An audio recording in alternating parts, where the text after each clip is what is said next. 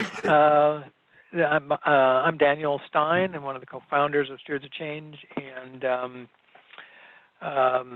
welcome to Let's Get Technical, the end of March, the Ides of March, as it were, or something of that nature. So it's interesting to continue to sort of move forward and sort of hold these calls and prepare for them and continue to do work along the way. I'm sure all of you are experiencing that in various ways. And so today we've structured conversation a little bit differently, and I'll go into that in just a moment. Just a little bit of housekeeping for folks. If I'm assuming now more and more people are familiar with Zoom and more familiar with online tracking, so or online communication. So this is probably irrelevant. For those of you who are new to Zoom, you can find your navigation panel either at the top or the bottom, and you have some functionality. You can see who the participants are. You can get a list of those. You can drag it to your screen. You can also chat on there, and you can also just obviously participate, turn your camera on or off. If you're available and willing, it's good to see faces here in terms of all of our sort of isolation in our homes these days. We're hoping today will be, like others, conversational oriented, and so there's different ways to do that by obviously stepping up, raising your hand, jumping in, putting a question in the chat box, or as we get into the conversation, just kind of breaking into the conversation as appropriate. And we'll have a couple of different opportunities to do that. If you're just on the phone, and actually I don't know if anybody is just on the phone. No, most people are on computer. You can unmute yourself using *6 if you're using your phone in that regard. And the session, like all of them, are being recorded. Will be recorded and will be put up onto the NIC hub within a couple of days or so. So you can search through that and take a look at that and enjoy as you run out of Netflix new things to watch. You can binge watch our glorious presentations for those of you who want to catch up on some of the exciting things that have been happening. So today's agenda is we're going to spend just a little bit of time doing a little bit of check-in with folks, kind of hear who's new on the phone with us. And we've got a couple of questions. We just want to spend a couple minutes just checking in with folks, see how they're doing. And then we're going to talk about a couple of things. We're going to talk about kind of review the strategic action policy agenda, kind of review that a bit, and then talk a little bit more about the NIC hub and kind of what we're doing with that and how it's supporting, hopefully be supportive of the work that we're doing going forward. And I'll go into, you can see on the screen there some upcoming events. We do have things scheduled over the next month, 6 weeks, some interesting things that will be coming up for you and for us as we continue to think about these interoperability kind of conversations and questions. So we are continuing to push forward, and so I've referred to this as our interoperability, either a focus group or a support group. So hopefully it's a constant for a bit to allow us to connect in with folks. So with that, let me just give you a brief moment on the NIC. I know there are a few new people on the call here. We're going to get back into this later on, where for those of you who want to see a little more some of the details of the hub, I want to take a couple minutes to go through it as we look to expand that out there. But the NIC itself is what we refer to as a community of networks, and the core idea behind that, when it was formed a couple of years ago with support from Kresge Foundation, was really to build a community where we were able to share across domains. One of the key things that we've been looking at for a long time, and others on the phone here and others not on the phone but are continuing to work, is how do we really cross domains or sectors or programs and effectively look at being able to share information in a responsible and an effective way between not only within a domain but across domains. and at its core, really, that is the purpose of what we're trying to do here, is to create an environment, sort of socialize the ideas, educate folks about the different domains, and then as we're moving forward on some specific projects and initiatives, really build that into whether or not it's a proof of concept, which some of you have heard about, or some of the policy agenda stuff we're starting to work on here, and some new agendas and some new initiatives. So it's really this concept of a holistic view.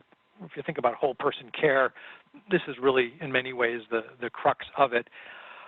There's a document we produced a couple years ago with HIMSS that really looks at each of these domains and some of the commonalities and differences between both strategy and technology and opportunities. So with that as an underpinning, I would encourage you to look at that, and we'll talk more about that as we get into essentially the tour later on in here. But I want to go to the next slide and our able-bodied. So we have just a couple of polls here, very short polls, just to kind of open up the conversation with folks, kind of get centered. We're trying to, like everybody, trying to sort of maintain some regularity and some normalcy, I guess I might say, and recognizing that we're not living in a regular or normal time here. So just want to spend a couple minutes here. So Mike, if you can launch, I think we have 2 questions. Hey Daniel, I just had a technical issue with the polls. Okay. I may have to try to hand it off to you. Okay. Hold on a second. Daniel, while we wait, do we want to ask if there are any new people or people who haven't been with us for a long time? Maybe they could put their names into the chat box and we could say hi for just a minute and tell us who they are. Yeah, that's a good idea. Mike, why don't you work on that for a bit, and otherwise we can actually just do this analog as well. So one of the things we like to do at the start of the call here is all right.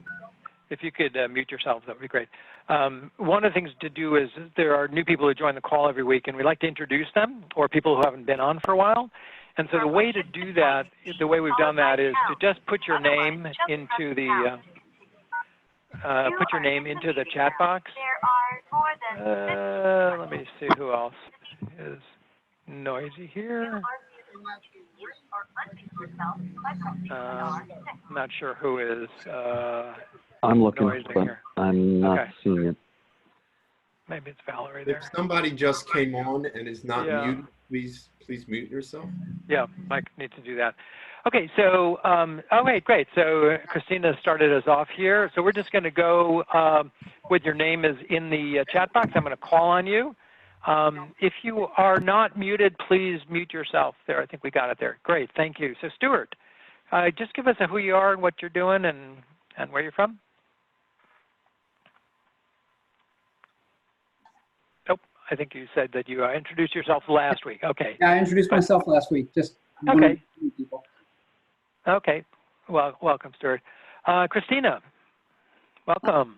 Hi, Daniel. I actually worked with Stewards of Change when I was the health marketing manager for Esri, and we supported Stewards of Change. And so I've been in academia now 6 years. I teach at the School of Nursing in informatics and healthcare leadership, executive leadership.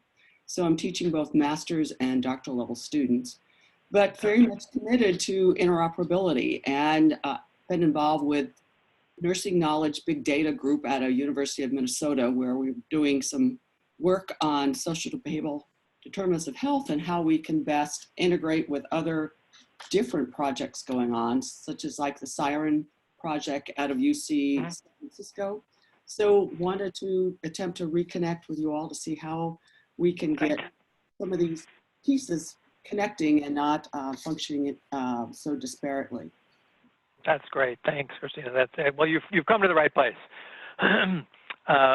Peter, welcome. Glad you made it. Why don't you welcome? Sure. Hi, everybody. Peter Eckhart from the Illinois Public Health Institute, where I help to run data cross sectors for health, and all-in data for community health, our national learning collaborative of peers working on multi-sector collaboration and data sharing. happy to be a part of this conversation. Fantastic. Thanks. Tal, welcome. Hi, everyone. My name is Tal. I'm here just mostly for a personal benefit. I'd like to just be more informed about what's going on, especially hearing from different health experts and figuring out from you all what the most important things are to be paying attention to. Right now, I'm based in DC. I spent a couple of years working in the collaborative consensus building space, so I also find this really interesting to see it from like a health perspective, because we mostly focused on a lot of other national issues. But currently right now, I'm working at Gartner, which is a research and advisory firm, as their graphic designer. So just seeing what I can absorb throughout this this presentation and fantastic running out to other people. Welcome then. Jim, welcome. Hi, Jim Jensen from Southwest Washington Accountable Community of Health. I'm hoping to learn more. I'm kind of at this intersection between collective impact and de-siloing of cross-sector systems. And so, I've been attuned to the work, but this is my first time on the call. Thank you. Oh, great. Thanks. Welcome. David, our partner from Stanford, welcome. Hi, yeah, David Rakoff from Stanford, and I'm from a public health background and done work on monitoring social inequalities in health, and then recently my work's been looking at the impact of social policy changes on health inequalities. And, my real interest generally in here is kind of bringing together practice and academic work more closely to each inform each other. So really excited about being part of this. Well, we're excited that you're here as well. Thank you. Samantha. Hi, I'm Samantha Haley from the state of Vermont. I work currently for the Medicaid department. I'm a business process manager, and I'm interested to see what other folks are doing as far as public health and how we could potentially improve or change how we do business and what we're doing for our members. That's fantastic. Yeah, well, you've come to the right place. So welcome to you as well. Jason Hollinger.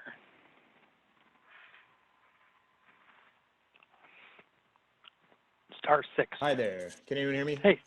Yep. Okay. Yeah. Hi, my name is Jason Hollinger. I'm at Marshall University in West Virginia at Great Rivers Systems for Addiction Health. This was recommended by our director, and I was just hoping to hop on and see what I could learn. That's great. Well, hopefully it'll be worth your time there. That's great. I hope so. Yeah. Jazz. Yaz or Jazz?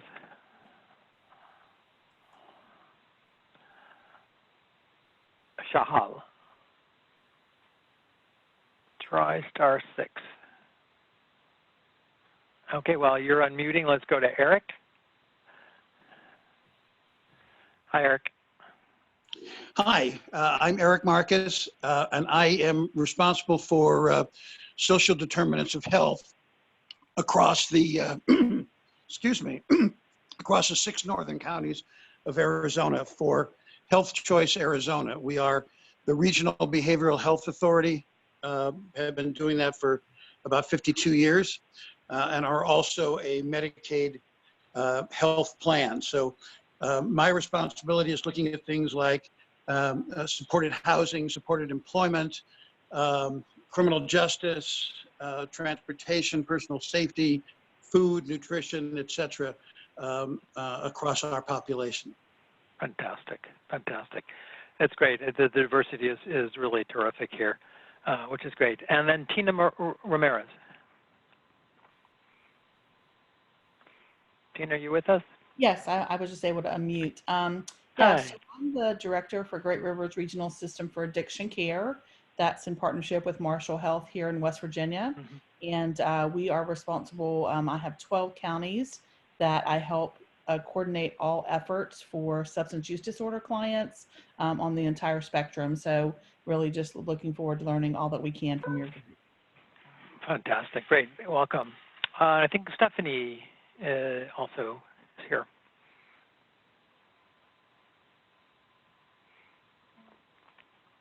Stephanie, are you still here? Okay.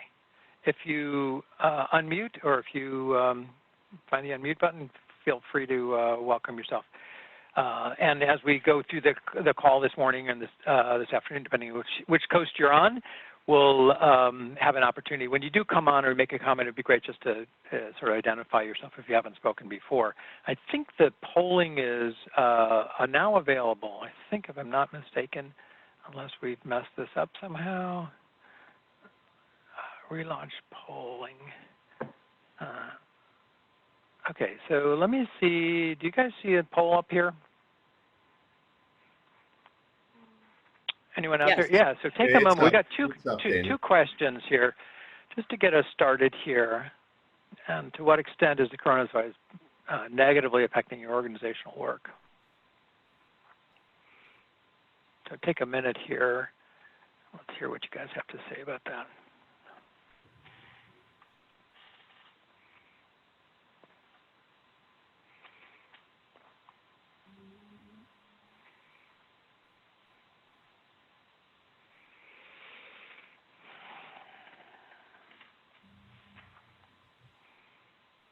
Okay, just take a few more seconds for folks to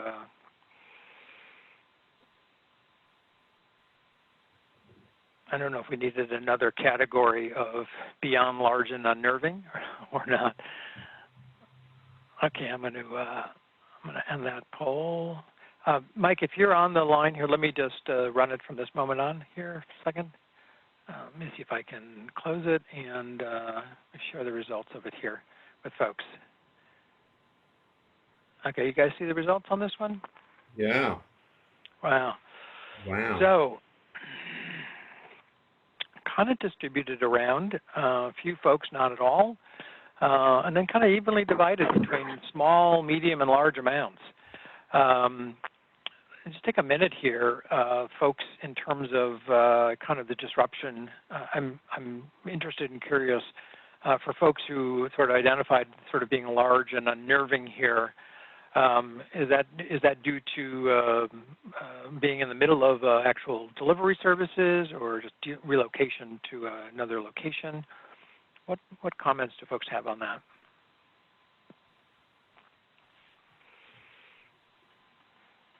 Well, people are thinking, this is Adam Perkman with Stewart's. I think I'm very curious to hear people's specifics, specifics about especially the large and unnerving, but certainly the moderate as well. The small, God bless us all who are that lucky. But it would be very interesting to know, because added together, we're talking about almost 60% already, early on. And you'll see the next question looks farther out. But early on, 60% already are being negatively affected to some significant degree. I think that's pretty stunning. We'd love to hear from people about just a couple of specifics.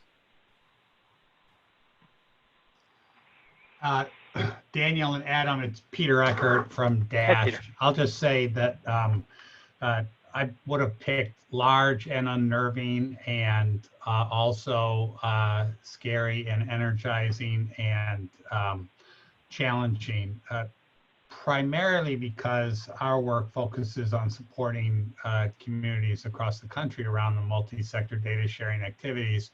And we're specifically working with organizations that represent public health, healthcare, and social services.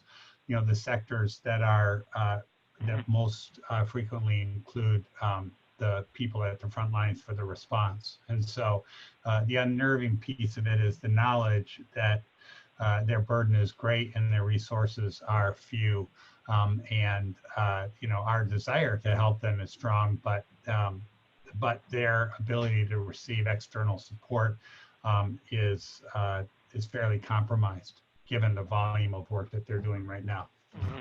Mm-hmm. Yeah, thanks, Peter. I'm curious. I know there's some folks here who are closer to the front line in delivery of services, and how that might be affecting you as well, kind of towards what Peter was talking about here.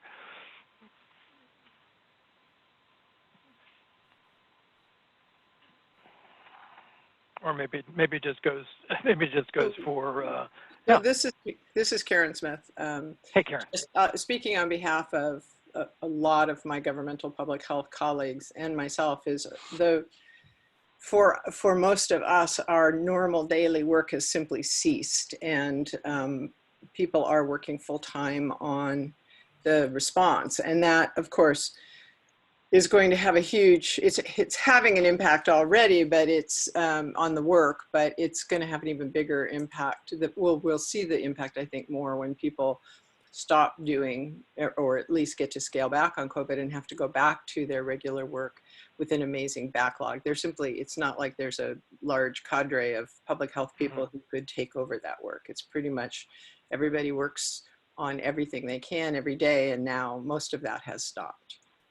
Right. Interesting. Stephanie Carlson says that she's working on prevention-oriented things, mostly at schools and the like, and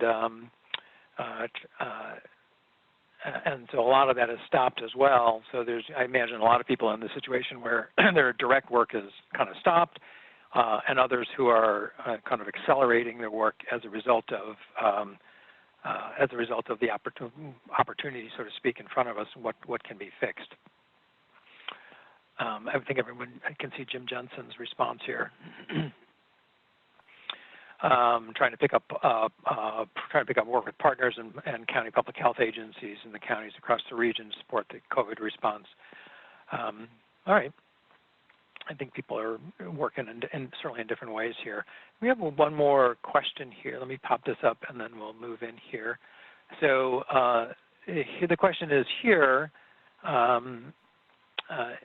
if this crisis lasts through the summer or later, how significant would the impact be?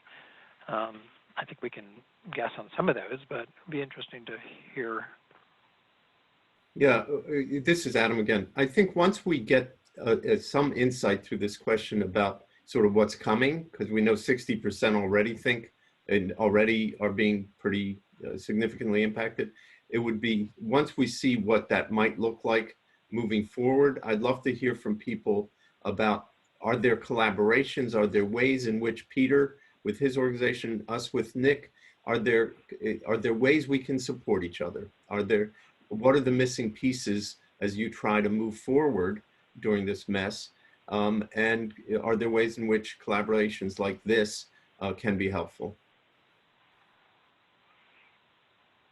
All right. Last comments here. Let me, a couple more comments coming in and I'll post this.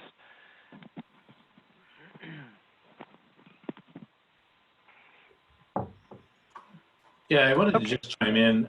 So I'm from HHS, and you can gather that we're thinking about this in all respects, and I'll just focus on the realm that I'm currently in, which is in cybersecurity and information sharing.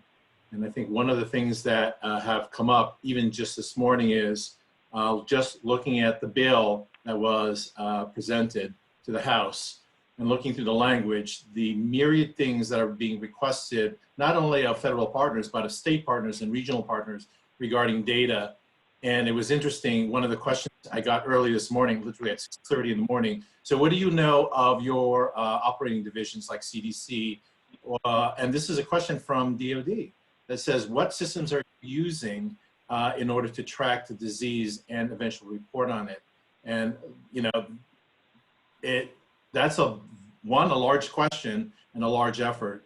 And I think one of the, behind that question was, is there a way that we can leverage each other's resources in order to do the kind of reporting? And the reporting is really the administrative part. The reporting is really the intelligence behind it and where we need to divert resources across the nation. So when you ask me or ask us, is this unnerving? It's definitely unnerving. And just the $2 trillion that are being spent, and of that, I believe 50 billion in the language is on tracking and deploying resources. So that's a lot. Wait, you said, Robert, you said 50 billion was allocated towards tracking and data resources? Yeah, in one section of it, it is towards CDC and others that are tracking. And of course, part of that within that language is the relationship between the public health departments at the local, regional, state levels and other places, and how do we leverage that information gathering and systems, if you will, in order to do a better job of tracking, and again, with actionable information. And so we have a lot of partners, and so the question is, how is that going to be deployed? And that's a big ask. Right. So I would draw your attention eventually, and maybe I'll share it later on, although it's a 660-page bill, and it's yet to be finalized through the House, but it gives you insight of the breadth and the depth of this epidemic and the spending related to it. Well, and the numbers that we see in front of us now give us an idea of just how deep this problem, people feel this problem is going to dig into their lives, into their work lives. It's really stunning, I think. If a few of the people who posted comments, written comments, could just, turn on your mic and tell us what you said. Hey, this is Walt Pfister. Hey, Robert. Was listening keenly on everything that you were saying here. I'm with the EP3 Network Foundation. One of the things that we were responding to, a few of the items on CDC's RFP, where they're trying to gather as much information as possible from a scientific standpoint to determine household transmission, the rate at which the virus spreads, how long it lives on the surfaces, all sorts of things, right? To once we scientifically understand that, then they can intelligently put forth measures to control it. But the big issue here that it seems at hand is when does America go back to work? And right now, it's President Trump is almost viewing this as like trying to paint trim with a 6-inch wide roller brush. Where back to what you were talking about, Robert, I think this has to be done at a state, at a state, region, local, county level, right? So it needs to be precision, because there are parts of the United States that are just fine right now. The infection rate is almost non-existent. And in some cases, it's very minor. In some cases, it's in some locales, it's very, very bad. So we were looking at different systems that are out there that people have gathered in this kind of COVID-19 coalition, which is all just voluntary effort. But there was a COVID-19 screen scraper where they were kind of doing a JSON screen scrape or something, and they were aggregating data by local, county, region, state, which was, I thought, very interesting. And so what we were working on was actually leveraging the web shield technology with data source with provenance, but then augmenting that with intelligent symptom management data. So imagine everybody having an app, and it actually manages the symptoms of anybody that has the virus or does not have the virus, to intelligently kind of instruct them on things to do, or if they feel like they're coming down with it. Now, that information can then be aggregated and computed on by a medical informatics company like a PRAL Sciences. And that provides, in turn, if you route that to a heat map, now they could actually be looking at a much larger data set instead of just those who have been diagnosed and infected, to provide the intelligence to make decisions on which areas can go back to work, et cetera. And so these are some of the things that we've been looking at and evaluating to kind of deal with the bigger problems at hand. And it would be good for discussion standpoint. I'd like to hear people's input. Yeah, I think Walt, we're going to hopefully get into that as we move into the next section here, which is what are the kind of system level challenges that we're looking at. I think that people are experiencing all sorts of different disruptions in their work life, in their personal life, in their professional life, and how we do that. So I think it probably would be a good opportunity. One comment, and then we'll move along here, is I wanted to call out Eric Marcus, who you just mentioned in his comment here, you probably saw that very rapidly they moved 90% of the statewide employees to work from home. It's over 600 people. So that kind of continuity of service is really impressive. I just would be curious if you guys had sort of pressure tested this ahead of time, or if it was an adaptive kind of change that you were able to grab. Yeah, I mean, this has been our thought process based on the areas that CDC is focused on right now, on how to control I've been studying this quite a bit, and certainly, the concern is how do we blunt the rate of infection, because it'll if we don't, if we take President Trump's advice and go back to work at Easter, this could end up coming back with a second round that's far worse. And so how do you do this in a precision way is my point here. And the reality is that we have tools available to us to be able to create literally a health threat data network, right? Which means be able to leverage the networks that are in place today, connect them up, and while still preserving privacy and provenance on source data, that will in turn allow the surveilling entities to have the data, the real-time data that they need. Instead of looking at passive reactive data, they're looking at progressive data. And that's the only way I think that we're actually going to get ahead of this. And it'll also set the infrastructure to deal with the next health threat that comes around, because they're talking about this thing being seasonal as well. Yeah. So Eric, I'm curious about that and your response there. I think you were going to say something. Yeah. Well, Daniel, thank you. I appreciate the question. We're based in Flagstaff, Arizona, and it's not uncommon for us to have to deal with the threat of wildfires. We've been around since basically 1967, and so there have been numerous threats. When you get a 500,000 acre wildfire, these are all issues that we've had to mobilize. So we had an incident response program, a disaster recovery program, ready to go.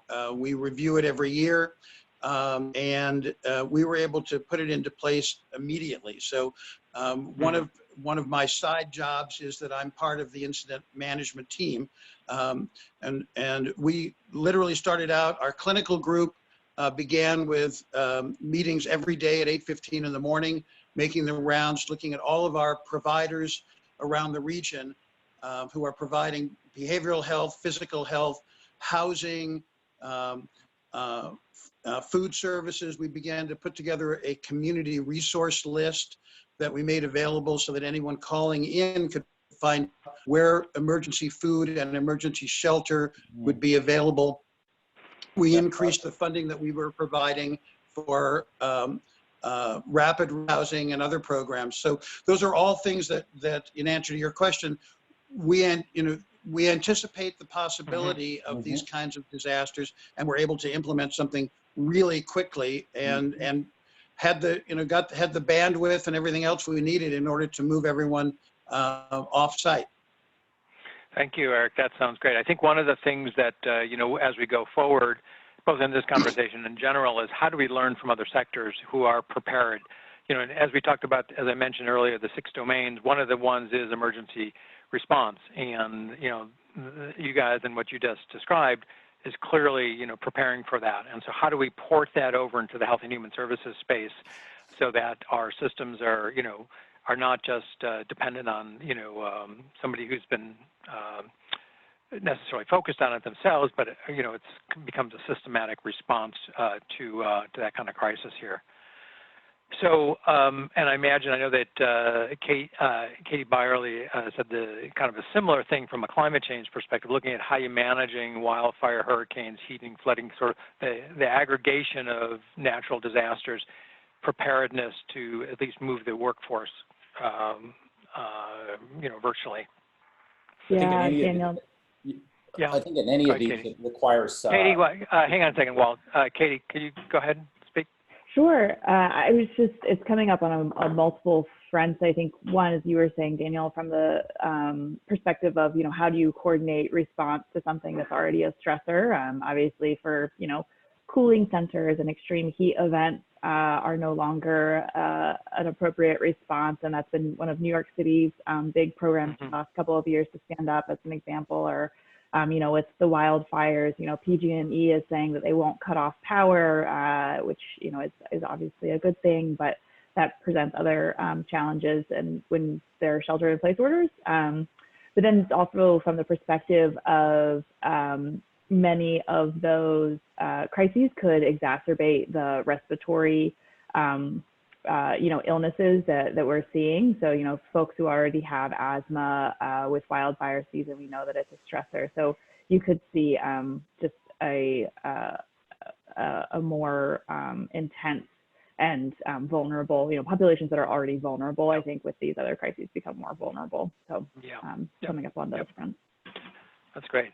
So, I think that's actually a good segue into the next section here. I want to keep the conversation going, and can you make that full screen? No, on the bottom there, the presentation mode there. Thanks.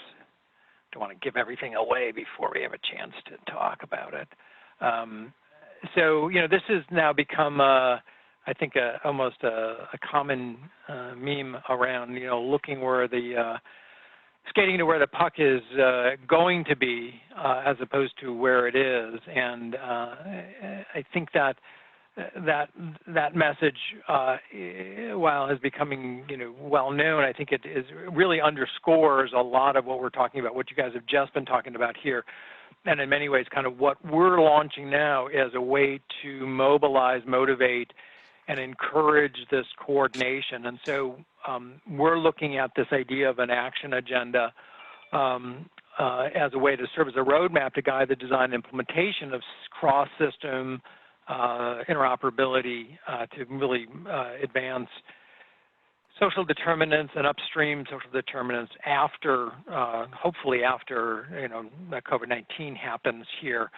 And I think that while there are so much activity sort of focused in on the present time right this moment, which is really critically important, of course, is we're trying to extend the focus a little bit out to say, well, where are we going to be in 9 months? Where are we going to be in 12 months? And trying to create that roadmap in a way that will be valuable to the nation as we bring people around that. And so if you'd advance one slide here, we kicked this off a couple of weeks ago. A number of the folks on the call here were participants in that. And I want to just ask both Adam just to do a quick, I've got just a couple of bullet points just to bring people up to speed so we don't forget where we were. And then we're going to go into a little bit of a conversation around what that looks like and where we're headed with that. Sure. So Adam, you pick it up there? I will pick it up, and PG and Karen, please know I'm going to call on each of you for just literally a minute, because it's better that you say what you said rather than I say what you said. So 2 weeks ago, we launched something, this strategic action agenda. Karen, who is on this call, is a leader of that effort with us, as is Daniel. This is a completely collaborative effort, however. We started thinking about it and talking about it and planning it before the coronavirus pandemic, but this was certainly a real accelerator for us and put into stark relief all the reasons why we need to do this. So we began it about 2 weeks ago with a webinar like this one, and the next few bullets are going to just be central points that Karen made during the course of that, and that PG, who's also on this call, made during that same webinar. So if you call up the next bullet, it's Karen. And Karen, just quick look at what I synthesized your presentation to say, the bottom line. And if you could just speak to that for a minute, that would be great. Sure. I mean, I think that one of the things we learned from natural disasters is that individuals and communities don't have the same level of resilience. They can't bounce back the same. And it's not just about, we tended to say, oh, it's poor people or it's homeless people, and look at groups of individuals. But what we have seen is that it can actually be entire communities.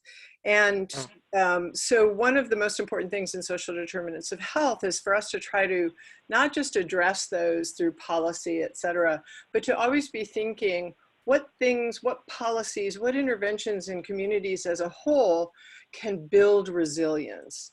And we have some early hints as to what some of those things could be, things like strong civic engagement, building frameworks for people to actually have input into with their leadership, et cetera. And I think that we are going to, as this pandemic plays out, we're going to see differential impact as we try to go into recovery in particular.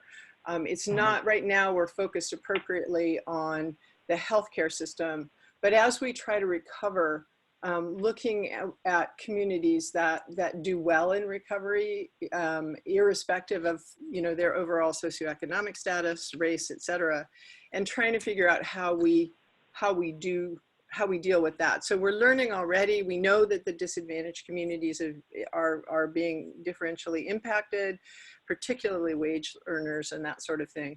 But we want to remember as we move through this pandemic, which we will, how do we get a handle on resilience and how do we build that resilience? And I'm sorry to say, guys, I have to step off the call, but thank you for I'm going to be watching the video, the recording later. Great. Thank you, Karen. Be well. And now PG Forrest was the other presenter on that webinar. He also subsequently wrote a blog that is up on our site. And Karen, Daniel, and PG wrote a separate blog that's up on our site, all on this agenda that we are putting together. PG, if you could just briefly summarize. I try to write a summary here of your presentation. I needed time to see what I have actually said. I was asking to put it up early. In a nutshell, you said the U.S. is unique in dividing health. I know, I can read. I'm just, making fun of you.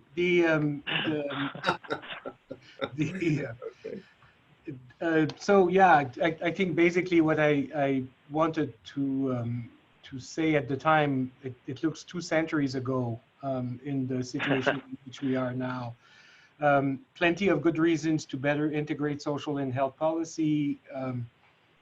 It is a unique, as I said, it's part of American exceptionalism that, you have this incredible divide between health and other sectors of social policy in the US. Most other developed countries, mature health systems have done some sort of integration, not necessarily always on the same basis, but some sort of integration.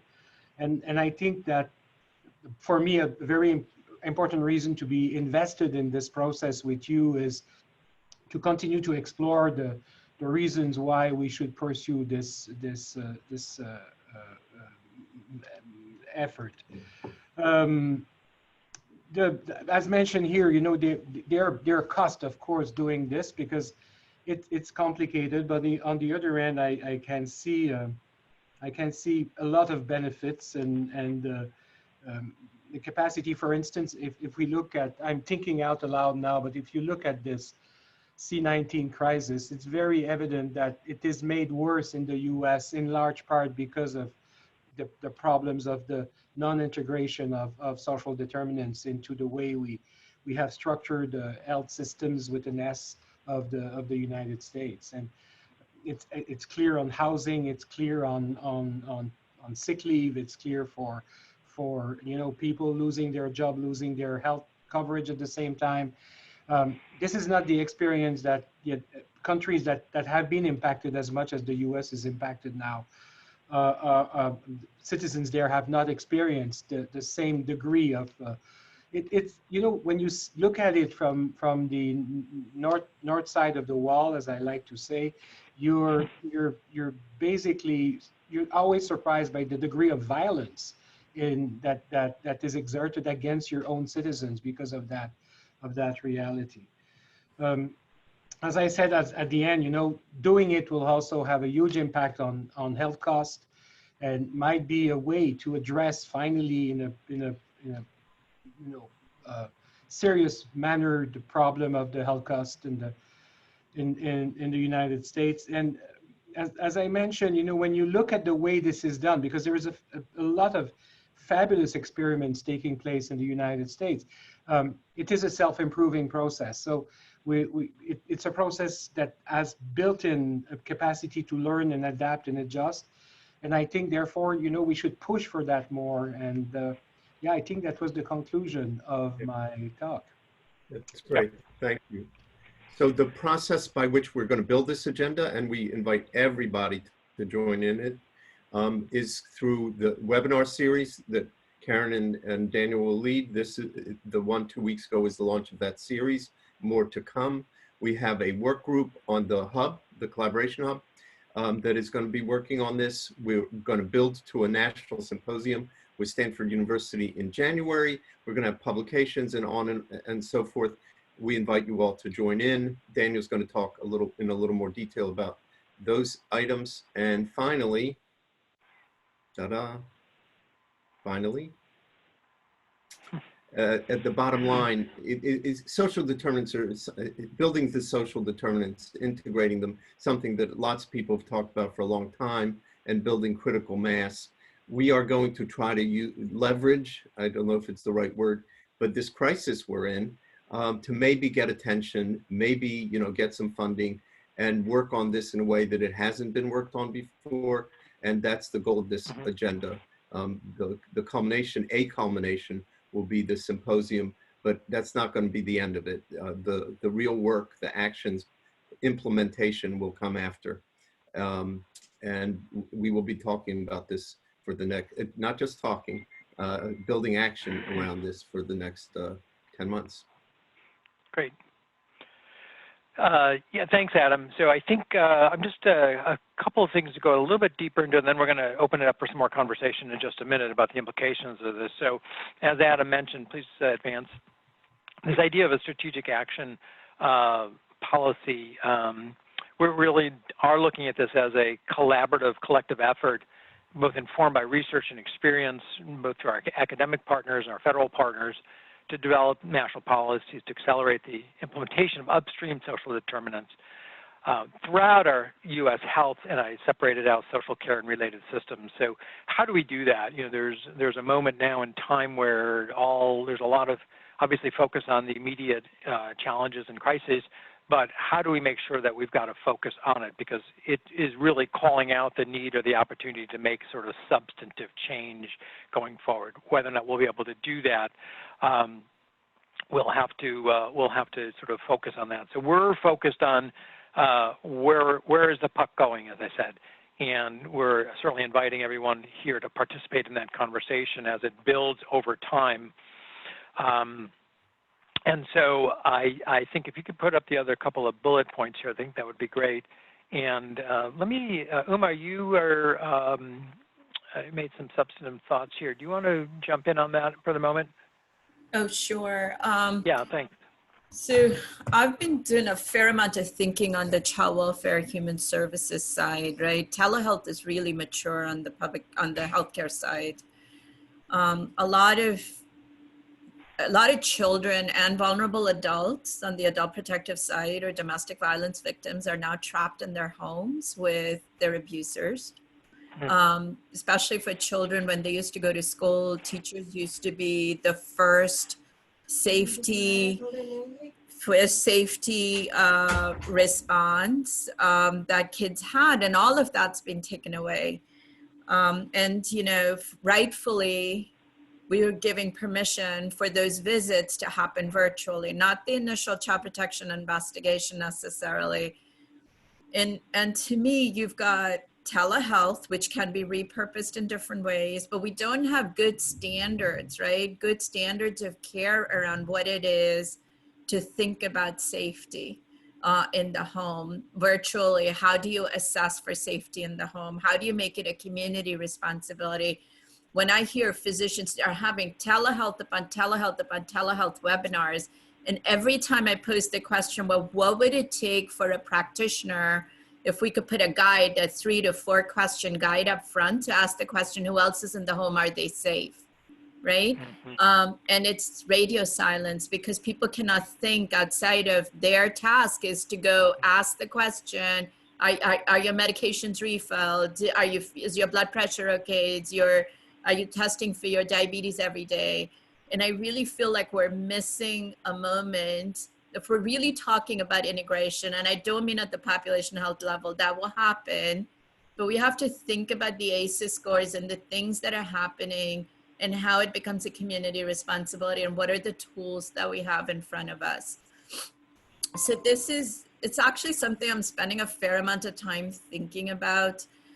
The other thing, and someone said it in a chat just popped up, I thought, wouldn't it be great as schools of social work, schools of nursing, schools of medicine are all sort of shutting down, if we could figure out what are those simulations? Could we create simulated experiences for students to continue?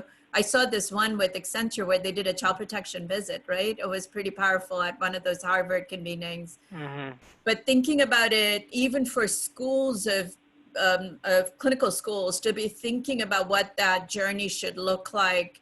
Our world is shifting. It is going to become more virtual as time goes on. And what are those opportunities for us to be strategic? So I haven't landed anywhere. I am really thinking about protective standards of care. I want to spend some time building those out in my own professional space.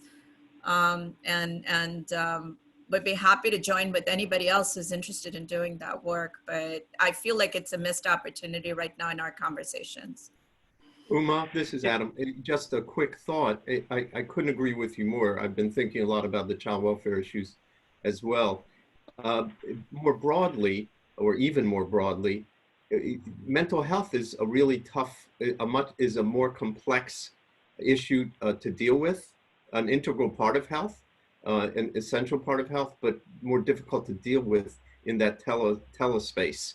And I think that's something else that more broadly, including in child welfare, but more broadly that we really haven't fully addressed yet or begun to address. Right. I just put up just a note for Uma and others. There's a professor at Hopkins who I've gotten to know lately, Christina Bethel, who is really working on protective factors, almost as the corollary to ACEs scores, and it's really fascinating work. I direct you to her site, and you can find her easily. We're hoping to get her on one of the calls coming up or involved with the policy agenda as we go forward. So I just put that out there.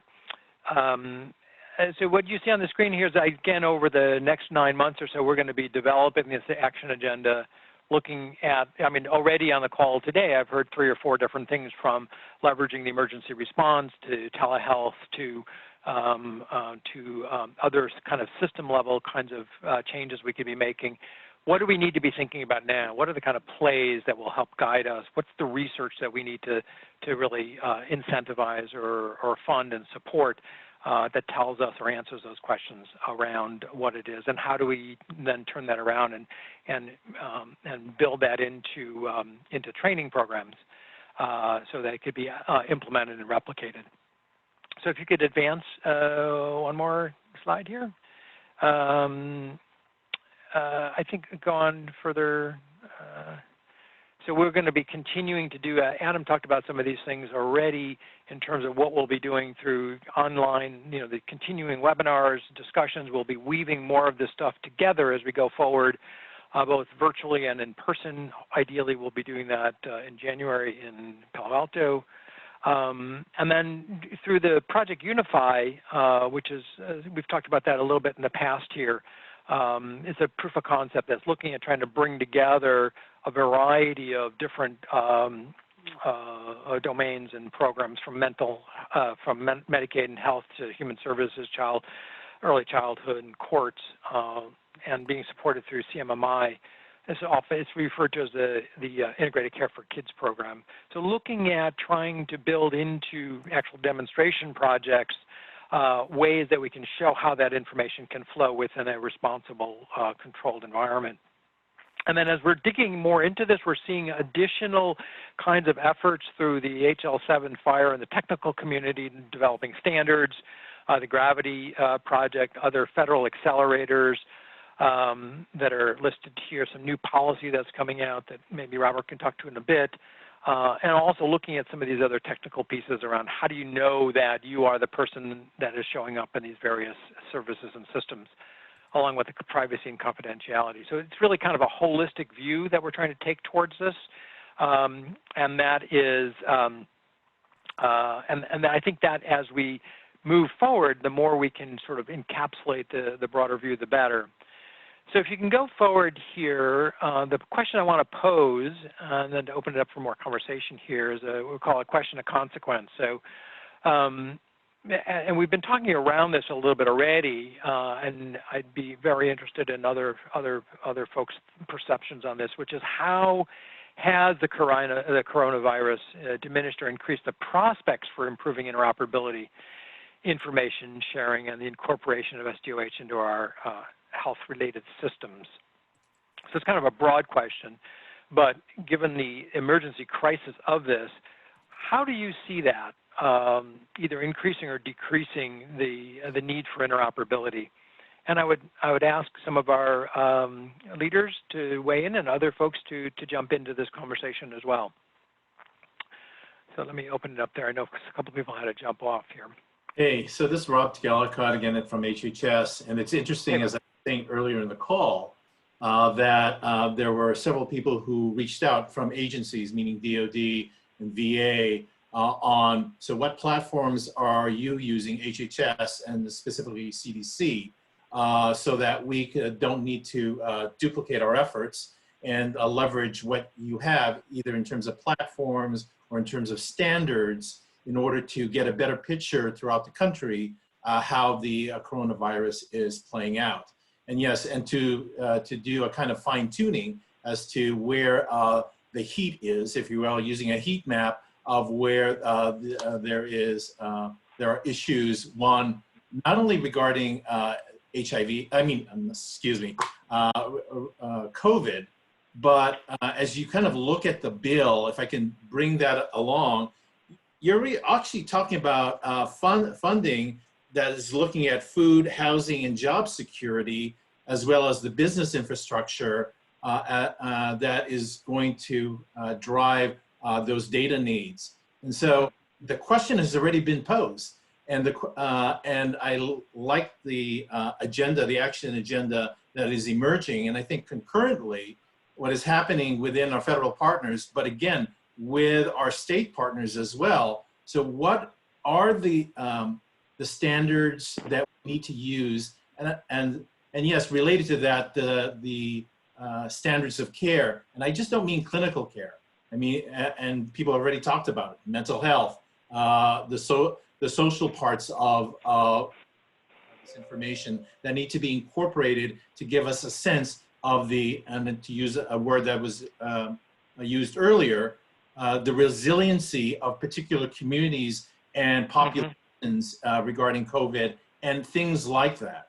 So I think that's already happening. And I think, again, I just want to double down on, there are concurrent things that are happening. And Daniel, you used the word incentive and incentivize. And I would offer here is that, we don't only look at what the policies, the health policies are, but also the specific payment policies, whether that is Medicare or Medicaid, as incentivizing that kind of interoperability. So I'll kind of shut up right now and hear from what others are thinking as well. Great, thanks, Robert. Thanks, Robert. This is Dave Walsh, and I'm involved in the Project Unify. And, you know, when we take a look at what's going on with COVID-19 right now, and the fact that many people, all of us included right now, are using technologies, the teleconferencing and so forth, that just happened to be there at the right time for us to jump onto and say, we can still meet. It wasn't a plan to go do that, but it was the best tool available, and it's being used worldwide at this point. So the challenges I think we have are to use our expertise as a group and look at what we are going to need in our toolbox to go forward with these things. What data do we need? What capabilities do we need out of our technology? Maybe not to have it completely solved when the next event occurs, and the next event will occur. We don't know what it is, but it will occur. But something that can be put together, cobbled together quickly to react to that situation. So I think this community can do a great job of saying, there's correlations of this data to this. Here's the issues that we're trying to wrestle with. How do we look at putting together capabilities, modules, and technologies that can rapidly be assembled? Now, you talked a moment ago about CMS, and one of the activities that they had in the Medicare group over there was the Blue Button Project. And the Blue Button Project, in essence, was making synthetic Medicaid claims data or explanation of benefit data available for developers to be able to say, given this data, here's the magic things that I can do with it. And there's people on this call that have been involved in their communities, understand pretty deeply the issues that are at hand, but this next generation of people think differently. They're very agile, they're very adaptive. I think we were talking about seeing them on teleconferences, very casual and so forth. So I think one of the things that we need to do, and in fact, we're trying to do this with Project Unify, is identify the value points of the data that we need to be able to share. Not necessarily, here is the whole solution, but rather, here are important pieces of it so that we can assemble those to address problems. I know that earlier, I don't recall whether it was Samantha from Vermont that was on the call, whoever the lady was from Vermont. We are now starting to reach out to the Medicaid community, and I've had many years of involvement in technology and Medicaid and so forth, but it really presents us with an opportunity to reach out to the Medicaids and say, if you had access to this particular data set, what could you do? How could you change your programs to make them more effective? So what we're going to be trying to do with Project Unify is look at those modular pieces, how we bring them together, and then leverage activities. As you know, ONC and CMS came out with rules about a month or so ago.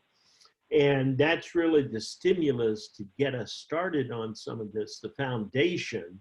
How are we going to exchange this data? What is the data going to be? And so forth, to be able to build those building blocks and take them forward. I think the day of the big, complicated systems is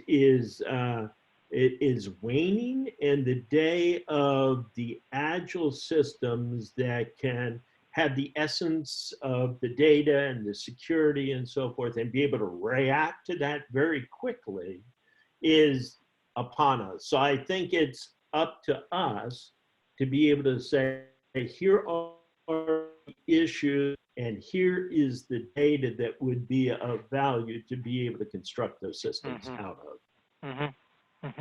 And Dave and others, I'd like to kind of reiterate what you just said, which is it's not to boil the ocean, I think, and looking at large systems. It is really to start looking at, and there's calls for it, to look at a discrete, problem, whether it's called a proof of concept or whatever makes sense to you in your different realms, and rally around that. And again, Project Unify for us, as we're looking at it, seems to do that because it involves multiple domains. And we know that health and health outcomes and social outcomes and resiliency involves those multiple domains. And so I think rallying around a particular use case and proof of concept is a way to go so that it doesn't become just a very broad question of how we're going to do this, a specific thing. And yes,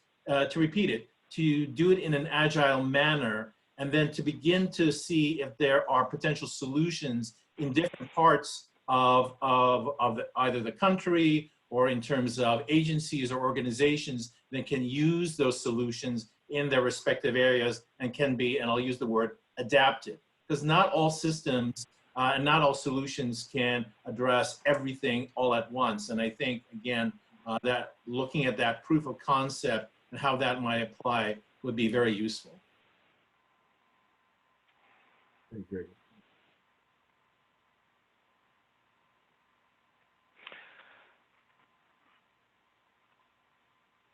So I'm just leaving the door open here. Paul, I think you were mentioning something quite interesting. I think that builds on Dave's and Robert's concept, which is, nationally oriented but regionally or locally sort of customized. I don't know if what your experience with that is directly applicable here as we think about social and healthcare services.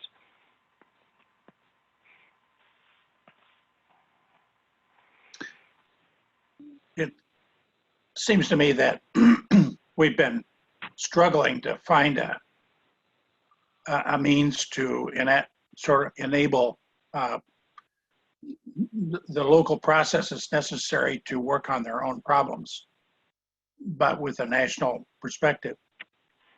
I mean, we have this huge crisis in our hands, and most of the problems we're encountering are not national and state, but they're locally driven.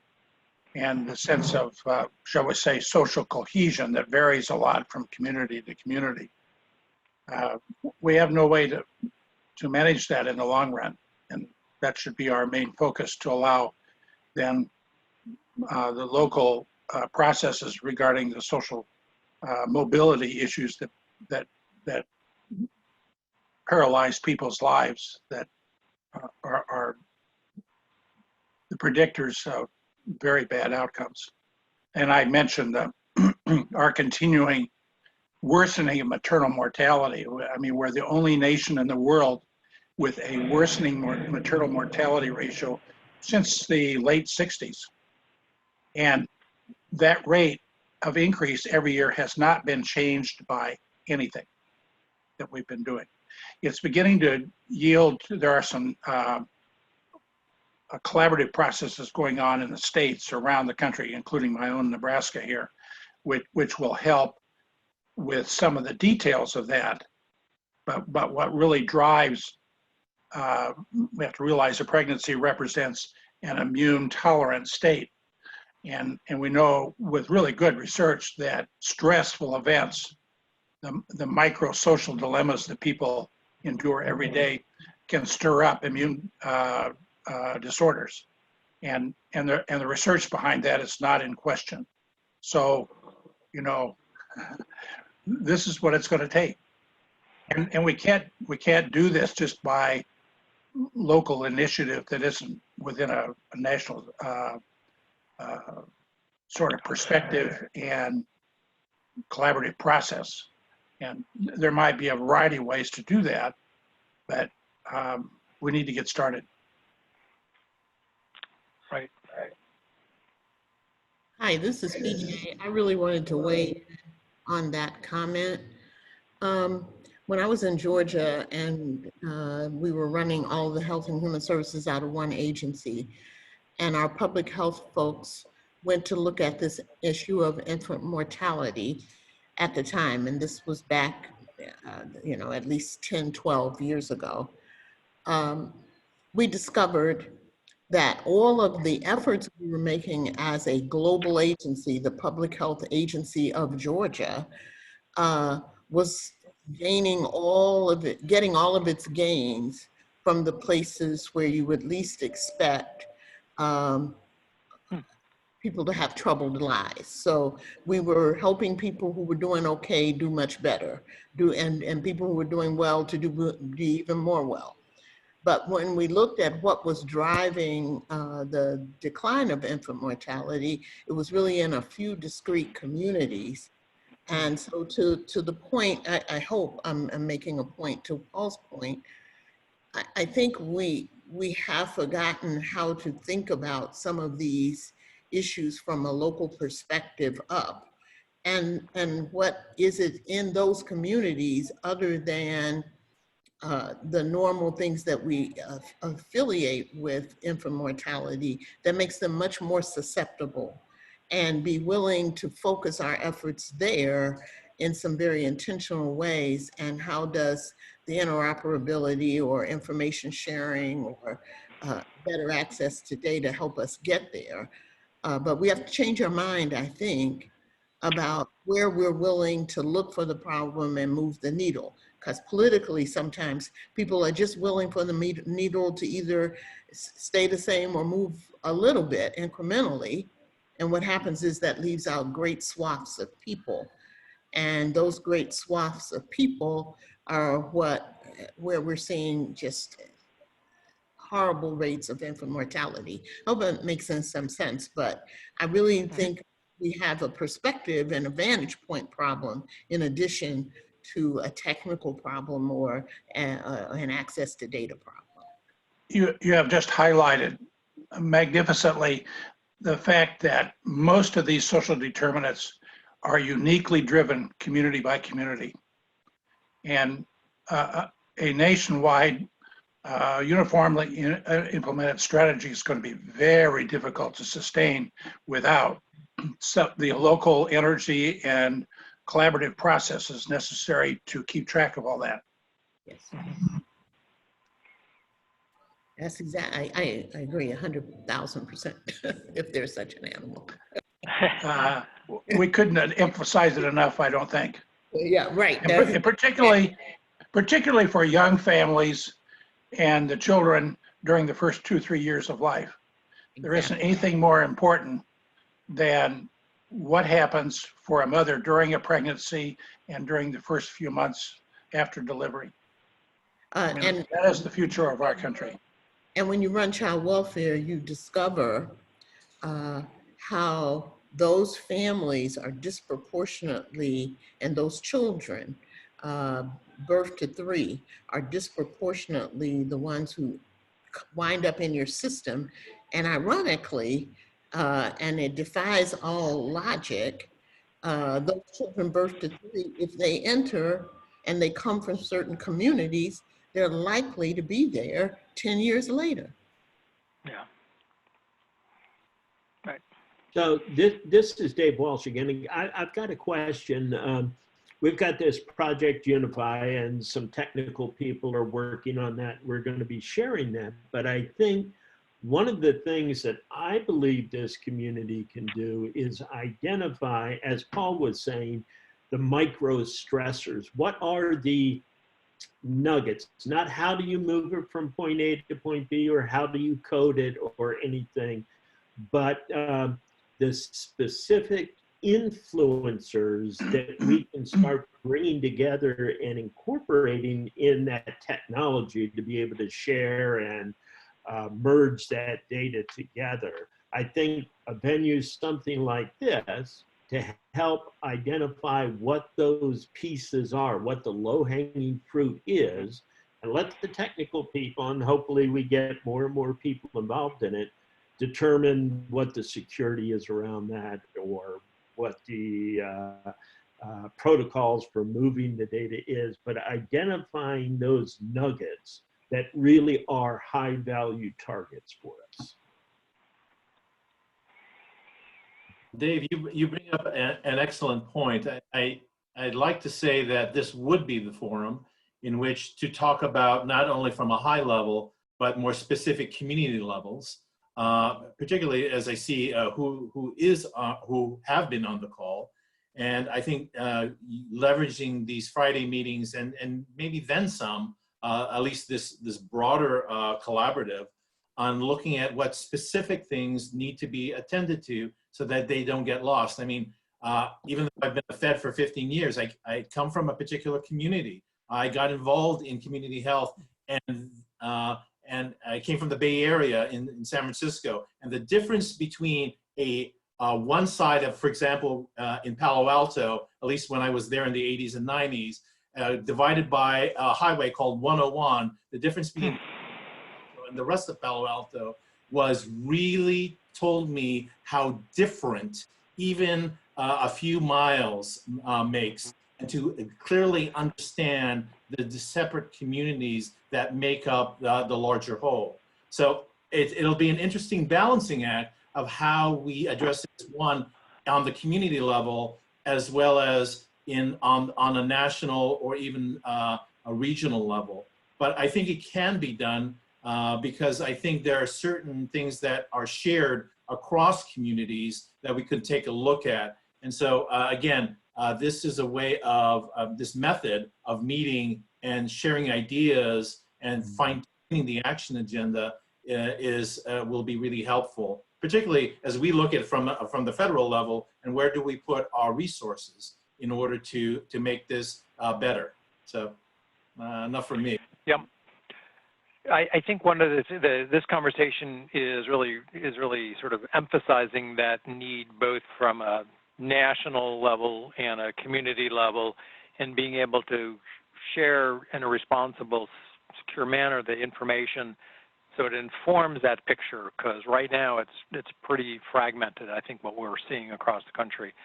As Dave Walsh mentioned, this POC is attempting to begin to move information between social and human services and courts and early childhood in a way that gives us the visibility, all the while being attentive to the fact that we need to be mindful of the equity and the bias issues, because of the environment we're living in now are critical times for exposing that information for more vulnerable people. I think that there's what keeps coming to mind as we were preparing for today was this idea of people have read this in college, the structure of scientific revolutions, and that whole concept of literally, I think that was the coining of the term paradigm shift, and we certainly have all overused that term over the years in our careers and in our relationships. But I do, in fact, think we are at that point where there is a paradigm shift, and it's probably worthwhile to go back and revisit some of that thinking, because everything cracks and breaks and changes, and that's horrifying and devastating to many, many, many people. But it also does sort of unleash some of those opportunities to restructure the capabilities of doing things. And we're in that mode now of doing it. There's a lot of activity at the federal level, at the state level, local level. Peter had a lead before, the work they're doing at DASH. There's a lot of stuff happening all over the place. And I think that in any one of them would be pointing towards how do we get smarter, how do we share more information within that environment.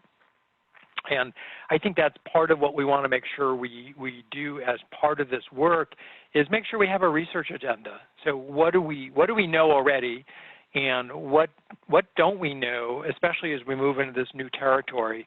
How can we structure what we're doing so we're gathering the evidence to really focus on some of the disproportionality kinds of questions and the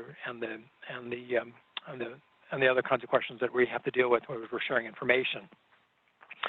And so that is, I think there's been a sort of a call for this idea of an action agenda, and being able to represent many of those parts of the conversation that we brought up here today, whether or not it's security, it's the data exchange, it's the local to national, or we used to call it the field to fed kind of effect, both the nationality, the breadth, the depth of it, the confidentiality, the security, the technology, all of those pieces, and yet keeping humans in the middle of that is really the challenge ahead of us. And I know many people have been working on that for a long time. It does feel like a moment of change within the environment that we're living in to be able to put our arms around that. There certainly is certainly a need for that, for sure. I want to just transition. I know we've got about a little less than 10 minutes left here, to just a couple more things I want to share with you, because we were hoping that this would be kind of what has happened, which is to provide an opportunity for some conversation and some thinking and some opportunity to share with colleagues from across various different sectors and domains, which is terrific. I don't think we often take the time to do that. I'm hoping that we were able to continue doing that and providing that space. But, or I should say rather, and I would say that there you go. Here's the structure of scientific revolutions. Thanks, John, for putting that up there. I think it is definitely worthwhile for us to go back and reread that the same way you'd go back and rewatch another good movie, because those things don't happen often, and when they do, it really does represent some opportunity to bring collective thinking together, which is really kind of what we want to do around this action agenda. So maybe maybe John, we can do a crash course for the next webinar and just kind of do a little cliff note on that one, and to share some of those thinking, some of that thinking. Well, if you can advance, I think one slide or two slides, yeah. So this was Karen's call to action here. I'm not sure I'd say stop talking, but I would say let's keep talking and do other things at the same time, which is really important. So just in the last few minutes here, I just want to call out, if you go to the next slide here, the NIC hub. We're not going to have time to really go into detail of it. I might ask Sundays or Michael to pull up the site, because what we want to do is, I mean, these conversations are vital and they're interesting, and I think it's engaging for people. We do have a site where we're trying to sort of support this effort going forward. I know everybody is incredibly busy, and the need to go visit in other places is not easy to do.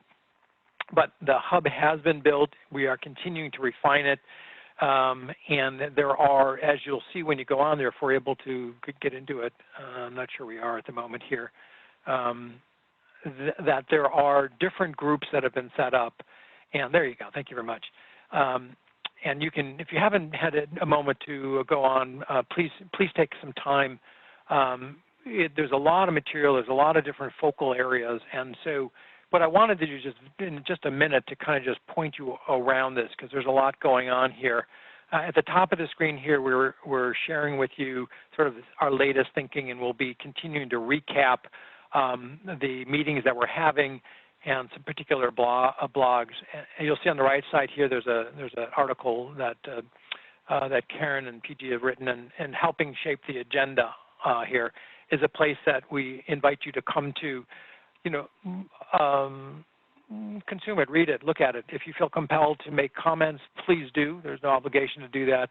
Thoughtful consideration and commentary is incredibly useful. If you just go down just a little bit on the page, and we won't dive into this too much here, you'll see the upcoming webinar series. And on the left side here are a variety of the groups that we've put together. And these are really individual groups that are focused on particular topics. I think there's about 10 groups up there now. Some of them are more full than others, or more active. It depends on the curation and the moderation. But we mentioned a couple. We mentioned Project Unify, which is the proof of concept here. And so that's really a working group there, and we'll be using that to both for the people who are working on that proof of concept and for others who really want to dive into it. And as I said, there's a number of other groups. There's a Let's Get Technical, which is what this one is about, opioids, and then Neem Health is on here as well. We are offering this platform for organizations who want to develop collaboration sites quickly.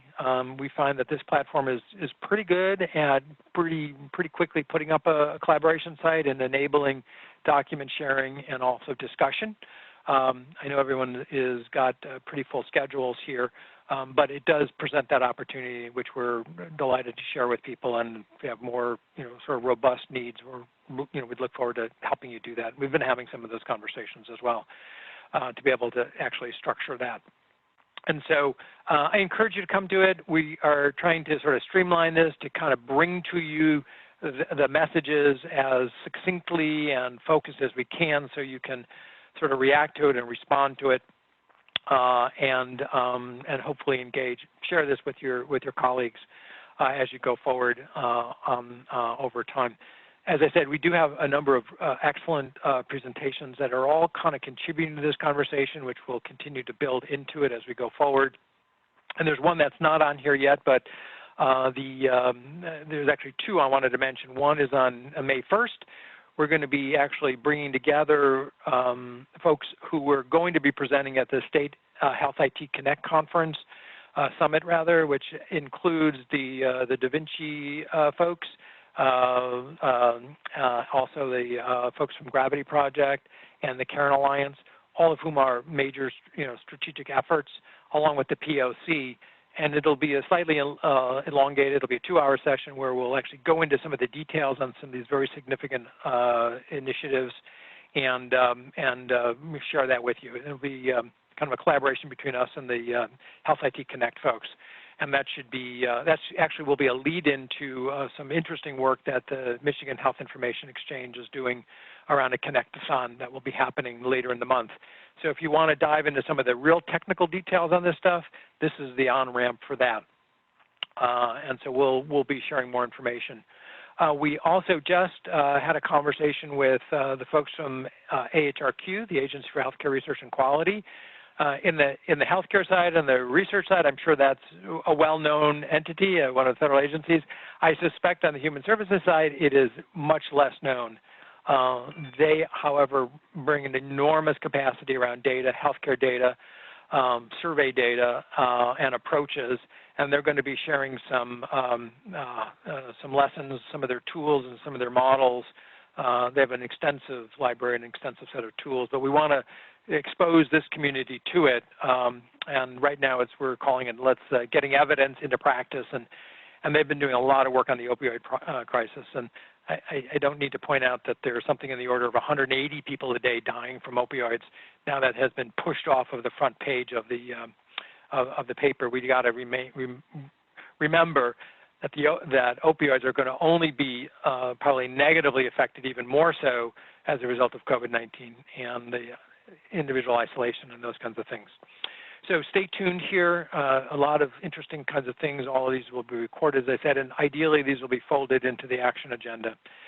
And so two things here. One is I want to especially call out and thanks. A lot of people have been contributing to it, but particular Iris Health Solutions, Alexandria Consulting, and the Interoperability Institute have stepped up for their kind and in-kind support on Project Unify.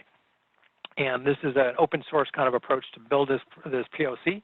And I want to just recognize them, and others. Might Attack has been involved, and folks from EP3 and Sensing have also been involved. So we look forward to your participation in really building this proof of concept as we go forward. And then finally, what we'll do is we are looking for feedback, like everybody, on how we can improve what it is we're doing here. And we put together a 10-question survey.